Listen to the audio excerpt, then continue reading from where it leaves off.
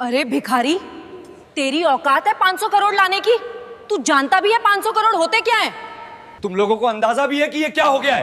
500 करोड़ रुपए गायब हैं। अगर ये पैसा अभी के अभी वापस नहीं आया तो मैं बर्बाद हो जाऊंगा। अगर कोई 500 करोड़ रुपए वापस ले आया तो मैं उसे 10 करोड़ रुपए इनाम दूंगा। सुबह के ठीक 7 बजे थे। शहर अभी पूरी तरह जागा भी नहीं था, लेकिन मेघराज चौक पर कूड़े की गंध और बसों का शोर पहले से मौजूद था। वहीं फुटपाथ के किनारे फटे हुए बोरे के साथ 12 साल का नील झुका हुआ था। वह प्लास्टिक की बोतलें और टूटी तारें चुन रहा था। उसके हाथों पर जमी गंदगी स्थायी लगती थी, जैसे किसी ने उस पर अनदेखा होने की मुहर लगा दी हो। नील बोलता कम था। लोग समझते थे वह डरपोक है या मंदबुद्धि। सच्चाई यह थी कि वह सुनता बहुत था। बातें, आवाजें, मशीनों की। जब लोग बोलते थे वह शब्द पकड़ता था। जब मशीनें चलती थीं वह पैटर्न पकड़ता था। ठीक उसके सामने शहर का सबसे बड़ा निजी बैंक खड़ा था। शीशे की ऊंची इमारत। हर सुबह काली गाड़ियों से सूट पहने लोग उतरते, मोबाइल पर चिल्लाते हुए अंदर जाते।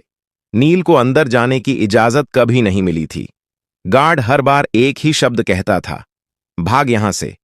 नील मुस्कुरा देता था और फिर कूड़े में झुक जाता था।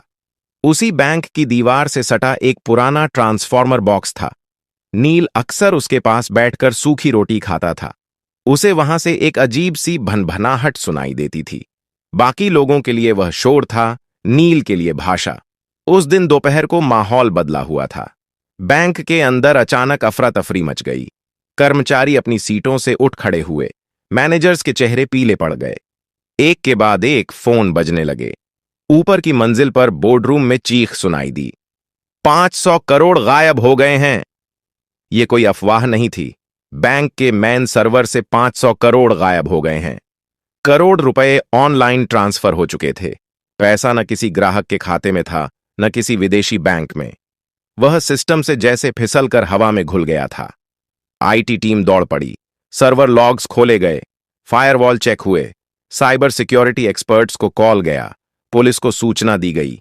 हर मिनट के साथ बैंक की साख डूब रही थी। बाहर फुटपाथ पर बैठा नील यह सब देख रहा था। उसे कुछ अजीब लगा। बैंक के बैकअप सर्वर की एग्जॉस्ट फैन की आवाज बदली हुई थी। वह लय में नहीं चल रही थी। बीच बीच में एक हल्का सा ठहराव था, जैसे कोई सांस रोक रहा हो। नील उठ खड़ा हुआ। उसने बोरा नीचे रखा और दीवार के पास कान लगा दिया। उसकी आंखें सिकुड़ गईं। यह चोरी नहीं है, वह बुदबुदाया। यह रूट रीडायरेक्शन है। नील को याद आया अपनी मां का चेहरा। मां जो कभी इसी बैंक में क्लीनर थी। एक रात एक्सीडेंट में चली गई। उसके बाद नील सड़क पर आ गया। मां के पास एक पुराना कीपैड फोन था और उसमें कुछ नोट्स। नंबर नहीं, पैटर्न। नील ने जेब से वह मुड़ा तोड़ा कागज निकाला जिस पर उसने खुद से बनाए निशान लिख रखे थे।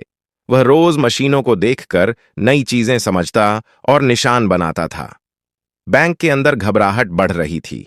बाहर एक कूड़ा बिनने वाला लड़का खड़ा था, जिसकी नजरें शीशे के पार सर्वर रूम की दीवारों के आर पार देख रही थीं। नील ने गहरी सांस ली। अगर अब नहीं बताया, उसने खुद से कहा, तो पैसा हमेशा के लिए चला जाएगा। उसने बोरा उठाया और बैंक के मुख्य गेट की तरफ बढ़ गया। गार्ड ने उसे देखते ही डंडा उठाया। कहा था ना, यहां मत आना। नील रुका नहीं।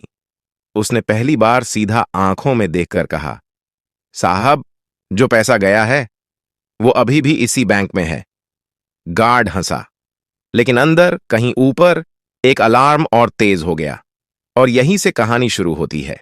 गार्ड की हंसी अभी पूरी भी नहीं हुई थी कि बैंक के अंदर से एक महिला बाहर आई। नीले रंग की साड़ी, गले में आईडी कार्ड और चेहरे पर साफ घबराहट। वह बैंक की senior operations manager Radhika Mehta थी। पिछले 20 मिनट से वह लगातार आईटी टीम और हेड ऑफिस के बीच फंसी हुई थी। उसकी नजर नील पर पड़ी। क्या कहा तुमने? उसकी आवाज सख्त थी, लेकिन आंखों में थकान साफ दिख रही थी। गार्ड ने झट से कहा, मैडम, यह कूड़ा बिनने वाला है, झूठ बोल रहा है। नील ने सिर झुकाया, फिर धीरे से बोला, मैडम, पैसा बाहर नहीं गया। सिस्टम ने खुद रास्ता बदला है। अगर अभी कुछ नहीं किया गया तो 3 घंटे बाद वो पैसा अपने आप मिट जाएगा। यह सुनते ही राधिका का दिल धक से रह गया। तुम्हें कैसे पता? उसने बिना सोचे पूछ लिया। नील ने बैंक की दीवार की तरफ इशारा किया। आपके बैकअप सर्वर का फैन 30 सेकंड में एक बार रुक रहा है। ऐसा तब होता है जब लोड जानबूझकर घुमाया जाता है। यह चोरी नहीं है, यह ट्रैप है। वह बोलते समय न घबरा रहा था न तेज, जैसे यह सब उसके लिए नया नहीं था। राधिका ने एक पल सोचा। अंदर आईटी हेड चिल्ला रहा था कि डेटा फ्लो समझ नहीं आ रहा। पुलिस रास्ते में थी, मीडिया को भनक लगने ही वाली थी। उसने गार्ड को देखा। इसे अंदर आने दो। गार्ड चौंक गया। मैडम, यह, मैंने कहा, अंदर आने दो। नील पहली बार बैंक के अंदर गया। एयर कंडीशन की ठंडी हवा से वह सिहर गया। फर्श इतना चमकदार था कि उसमें अपना गंदा चेहरा देखकर उसे झिझक हुई। लोग उसे घूर रहे थे। कोई फुसफुसाया, ये बच्चा क्या करेगा? नील को इससे फर्क नहीं पड़ा। राधिका उसे सीधे आईटी फ्लोर पर ले गई। वहां 5 लोग 5 लैपटॉप और बड़ी स्क्रीन के सामने खड़े थे। स्क्रीन पर लाल रंग की लाइनें और नंबर भाग रहे थे। आईटी हेड ने गुस्से में कहा, मैडम, अभी समय नहीं है, यह मजाक नहीं है। नील ने स्क्रीन की तरफ देखा और तुरंत बोला, आप लोग गलत लॉक देख रहे हैं, असली रास्ता छुपाया गया है। कमरे में सन्नाटा छा गया। यह बच्चा हमें सिखाएगा? किसी ने तंज कसा। नील पास गया। उसने स्क्रीन के कोने में दिख रहे एक छोटे से टाइम स्टैम्प की तरफ इशारा किया। यह देखिए, हर बार ट्रांजैक्शन से 1 सेकंड पहले टाइम पीछे जा रहा है। यह मैनुअल नहीं हो सकता। आईटी हेड ने झुककर देखा। उसका चेहरा बदल गया। यह तो असंभव है। नील ने पहली बार सिर उठाकर सबको देखा। असंभव नहीं है सर। जिसने यह किया है उसने पैसा चुराया नहीं, उसने बैंक को खुद से लड़ने पर मजबूर कर दिया है। राधिका की आवाज कांप गई। तो पैसा वापस आ सकता है? नील ने हल्की सांस ली। आ सकता है, लेकिन अगर देर हुई तो नहीं। घड़ी की टिक टिक तेज लगने लगी और उसी पल नील ने कहा, मुझे एक कंप्यूटर चाहिए। इंटरनेट नहीं, सिर्फ लोकल एक्सेस। कमरे में कोई बोला नहीं। पहली बार बैंक के सबसे बड़े संकट में सबकी नजरें एक कूड़ा बिनने वाले लड़के पर टिकी थीं। और नील जानता था, अब पीछे हटने का कोई रास्ता नहीं है। कमरे में एक अजीब सा सन्नाटा था। एयर कंडीशनर की ठंडी हवा चल रही थी, लेकिन किसी को ठंड महसूस नहीं हो रही थी। सबकी नजरें नील पर थीं। वह कुर्सी पर बैठा नहीं था, वह खड़ा था, जैसे बैठना उसके लिए फालतू की चीज हो। आईटी हेड ने हिचकिचाते हुए एक सिस्टम उसकी तरफ घुमा दिया। यह लोकल मशीन है, नेटवर्क से कटी हुई। अगर कुछ गलत हुआ तो भी फर्क नहीं पड़ेगा, नील ने बीच में कहा। जो नुकसान होना था वो हो चुका है। उसने कीबोर्ड को ऐसे छुआ जैसे कोई पुराना दोस्त हो। उंगलियां गंदी थीं, लेकिन चलने में झिझक नहीं थी। स्क्रीन पर एक काली विंडो खुली। राधिका ने घड़ी देखी। नील, हमारे पास ज्यादा समय नहीं है। नील ने सिर हिलाया। मुझे पता है। उसने टाइप करना शुरू किया। कोई तेजी नहीं, कोई दिखावा नहीं। हर कमांड सोचकर, जैसे वह पहले ही यह सब कर चुका हो। आईटी टीम स्क्रीन पर उभरते टेक्स्ट को पढ़ने की कोशिश कर रही थी, लेकिन वह उनकी समझ से बाहर था। एक इंजीनियर ने धीरे से कहा, यह तो सिस्टम के अंदर का रास्ता है, यह एक्सेस हमारे पास भी नहीं है। नील बोला नहीं। उसने अगली लाइन डाली। अचानक स्क्रीन पर एक मैप खुला। यह किसी बैंक अकाउंट का नहीं था, यह डेटा के बहाव का नक्शा था। तीर, घुमाव, बंद रास्ते। नील ने एक जगह उंगली रखी। यहीं फंसा है पैसा। लेकिन यहां तो कोई अकाउंट ही नहीं है, आईटी हेड ने कहा। नील ने उसकी तरफ देखा।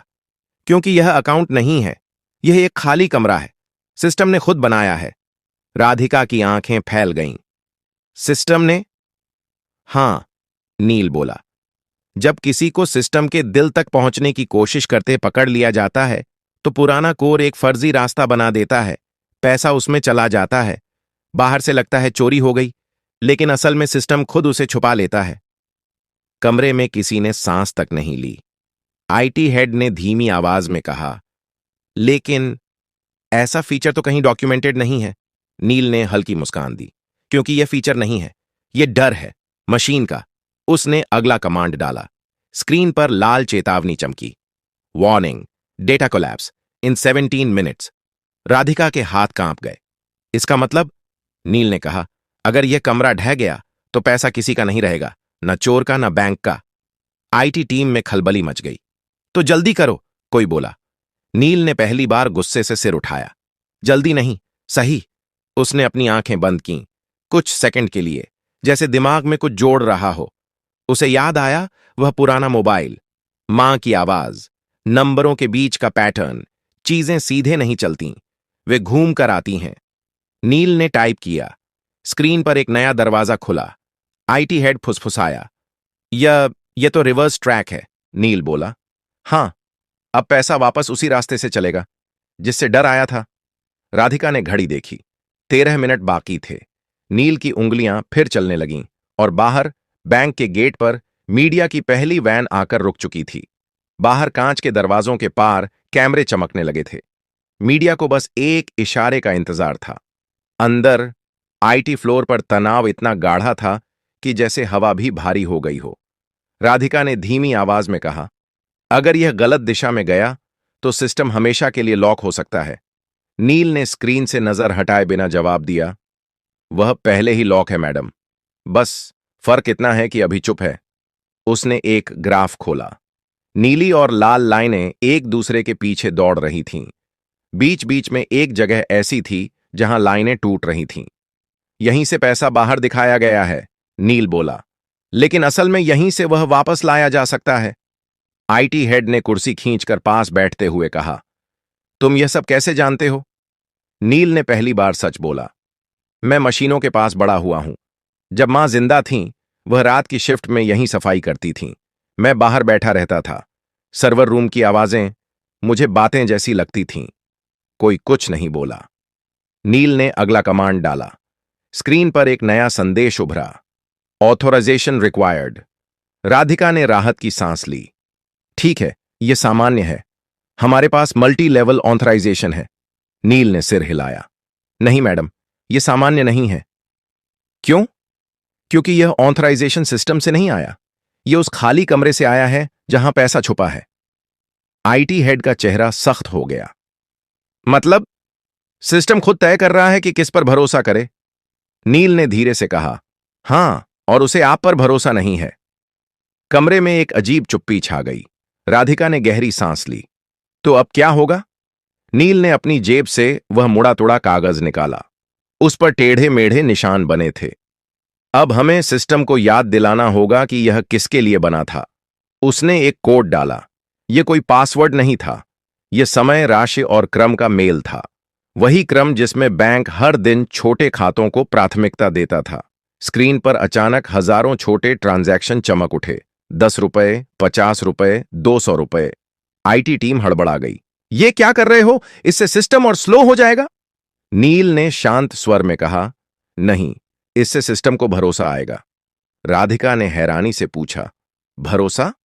हां, नील बोला। मशीनें ताकत पर नहीं चलती, वे पैटर्न पर चलती हैं, और सबसे सच्चा पैटर्न है छोटे लोगों का पैसा। स्क्रीन पर चेतावनी बदलने लगी। Trust index rising. IT head ने आंखें मल लीं। यह मीटर पहले कभी नहीं देखा, नील ने कहा, क्योंकि आपने कभी सिस्टम से पूछा ही नहीं कि उसे क्या चाहिए। घड़ी पर नजर पड़ी। 7 मिनट बाकी थे।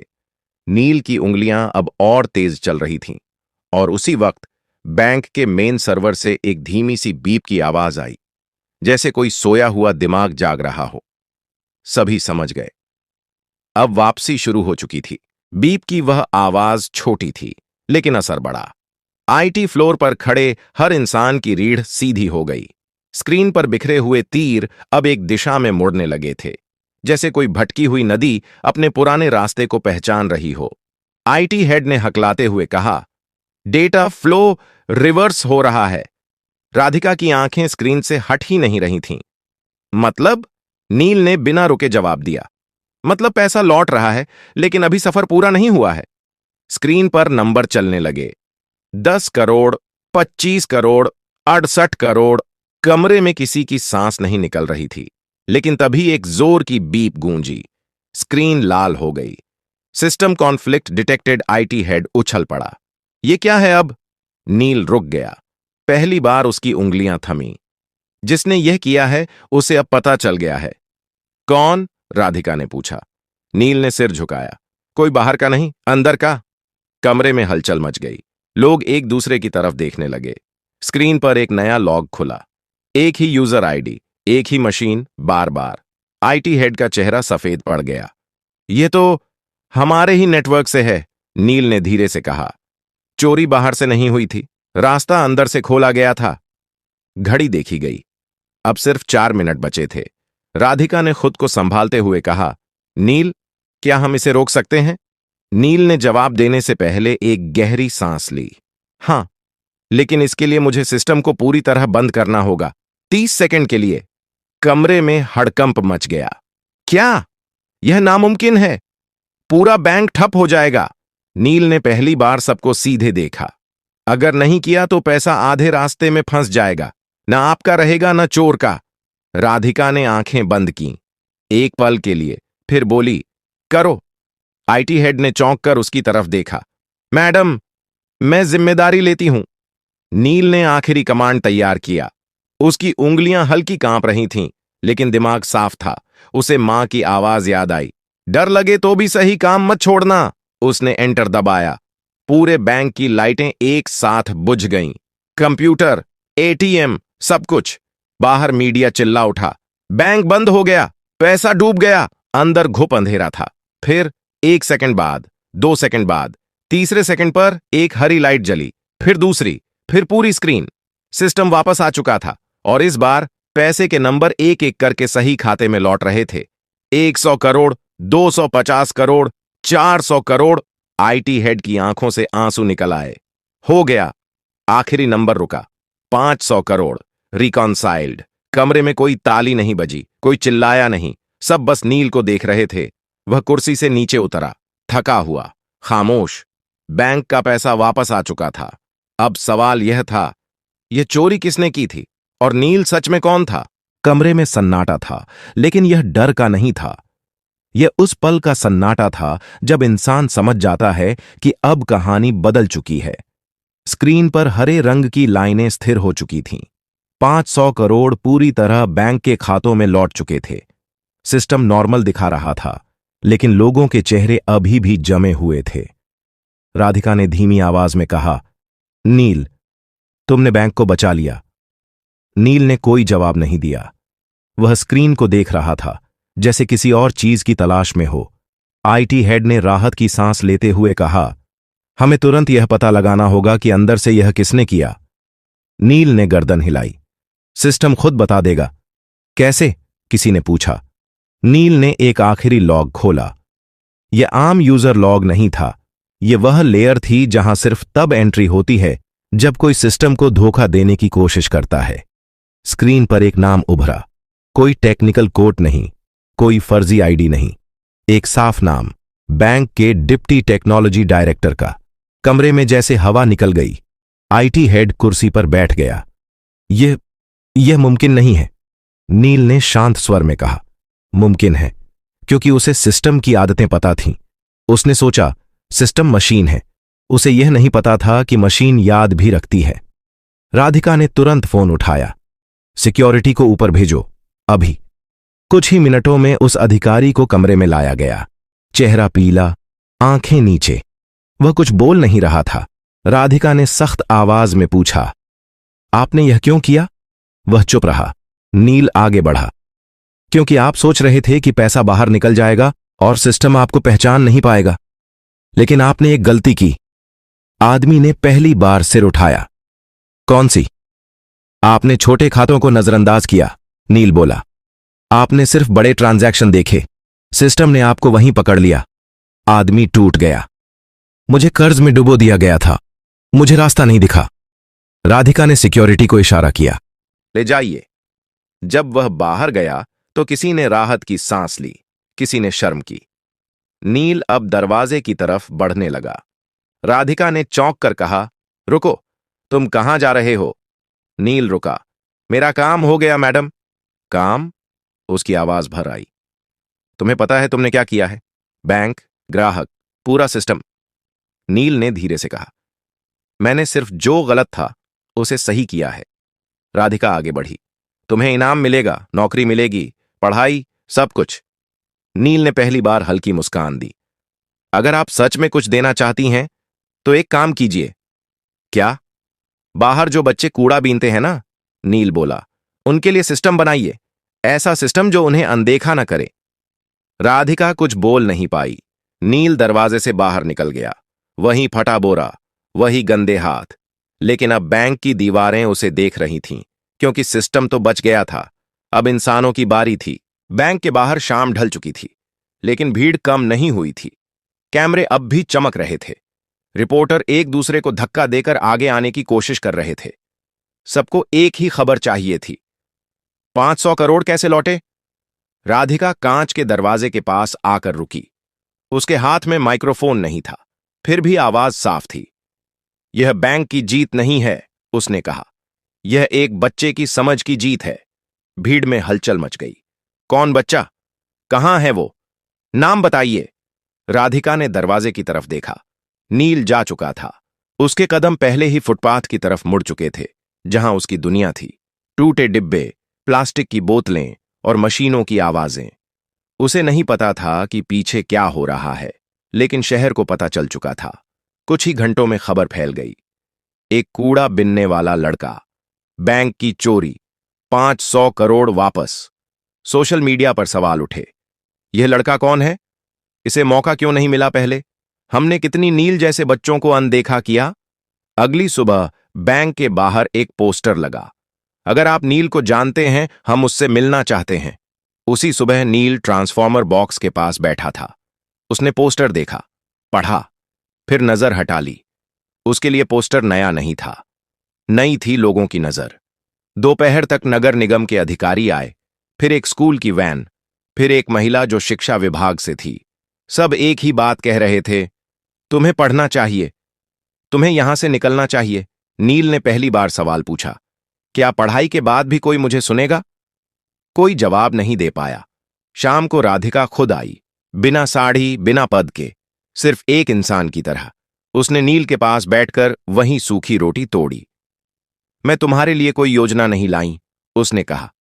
मैं बस ये पूछने आई हूं, तुम क्या चाहते हो? नील ने सोचा, फिर बोला, मैं चाहता हूं कि सिस्टम पहले पूछे, बाद में जज करे। राधिका ने सिर हिलाया।